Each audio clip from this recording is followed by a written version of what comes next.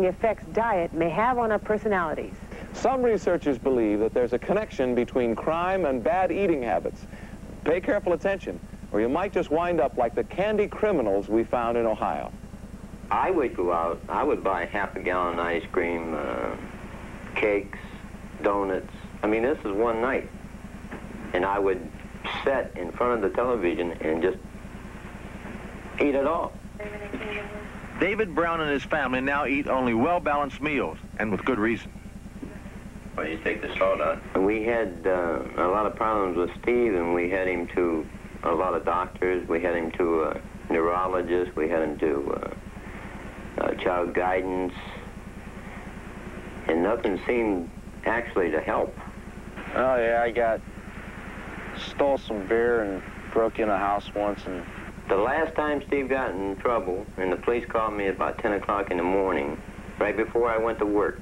And so I just blew everything. I mean, I went through the kitchen. I broke, I guess I broke a lot of things. I slammed the door when I left that day. As was his habit when under stress, Dave went to the vending machine at work and bought several candy bars as well as other sugar-rich snacks. That night he was in a daze and was found staggering down the street by the local police. The police suspected that he was drunk. He wasn't. Good morning, sir. What are you doing? Just walking. Dave Brown was arrested and taken to the local police station in Cuyahoga Falls, Ohio. He was ordered to appear in court, and that's where Dave Brown's story really begins. Dave might have been convicted and sent to jail. His case came before a judge who was involved with a special program. The program deals with the effects of nutrition on behavior. The judge suspected that what Dave Brown needed was special counseling and testing. This is where Ohio probation officer Barbara Reed entered the picture. David Brown was referred by my judge, and when he came into the office, he was probably as argumentative as anybody we've ever had. He was just arguing with everything. Okay, she started to talk about food, what I ate. And all I was doing was mainly sitting there thinking, well, is this lady crazier, or am I crazier, or maybe a combination, you know, of both. Dave was referred to the Barron Clinic and examined by Dr. John Barron. What we do, first of all, is to find out if they have hypoglycemia. This is a 5-hour glucose tolerance test. The patient comes in with at least an 8-hour fast. We do a fasting level on them, and then we give them a cola drink, which contains glucose or sugar. And then we check them on the half hour, on the hour, and every hour from then on for 5 to 6 hours. Tests revealed that Dave Brown had hypoglycemia, or low blood sugar. He was put on a special diet.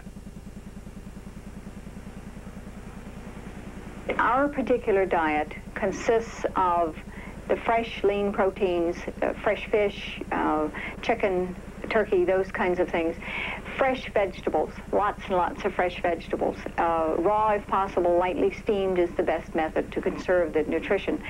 And fresh fruits, whole grain breads, whole grain cereals, and we get them back to drinking water, several glasses of water, not with the meals, but before and after the meals, and into exercising.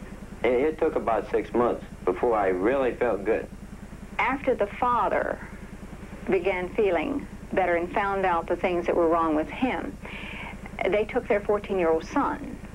He was blaming the son's problems for him being in trouble in the first place, the father was. So they took their son up, and he went through the same battery of tests and discovered that he was even more reactive to the refined sugar than his father was. And the changes in both of them have just been quite dramatic. Yeah, afterwards, I just got up for school. I didn't, my grades improved at least from a D to a B, twice that. My friends, I get along with my friends better. Not every little thing bugged me. He's much calmer. You can talk to him. He'll listen. But when he eats sugar, you might as well not bother talking. You're wasting your breath. I'm a firm believer in the program. I know that it works. It has worked since I've been on the bench, and I hope it continues to work. There are, of course, those that, who are going to commit crimes and who are going to repeat committing crimes. And it's not because of diet or anything else. It's from a different reason other than diet. But those that we can detect and catch the first time, hopefully, probably will not be repeating. And they may not have been here in the first place had they been doing things properly. We kept 5 years of statistics, and we found by checking surrounding courts, 4 surrounding courts and our own, we found that 89% of the people that we'd worked with did not get back in trouble, which means that only about 10 or 11% were rearrested. But when we get the people feeling better, and they're into a better diet and better exercise, and then their head's working better and the other programs work better. And any time that you can prevent somebody from getting in trouble, you help the community, you help the courts, you help the families, you help the individual. And I'm for that.